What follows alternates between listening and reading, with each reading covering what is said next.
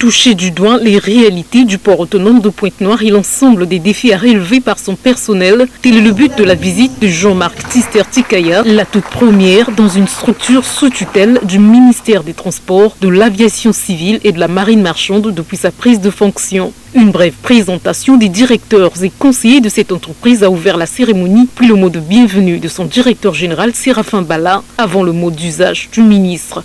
Là, Monsieur le ministre, le choix que vous avez porté sur le port autonome de Pointe-Noire d'être la toute première entreprise sous tutelle à être visitée prouve toute l'importance que vous attachez à cet important maillon de la chaîne multimodale de transport de notre pays.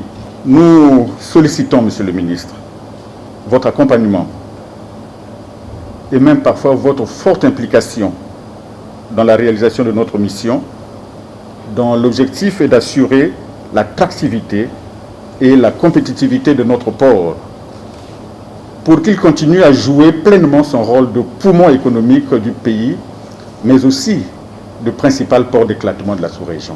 Je viens ici pour toucher du doigt l'ensemble des problématiques et des défis, des perspectives que vous avez à relever, des challenges que vous avez à honorer.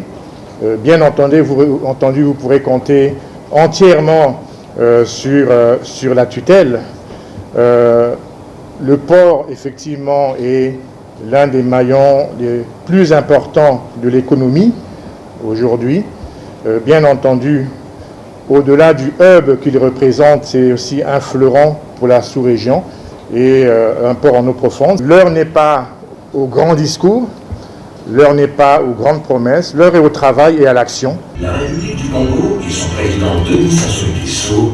Une vidéo sur le nouveau film de promotion du PAPN a été projetée par la suite, suivie de la visite guidée de ces installations par le ministre et sa délégation. Premier port en eau profonde de la sous-région d'Afrique centrale, le port autonome de Pointe-Noire est l'un des maillons de la chaîne des transports au Congo. Certifié ISO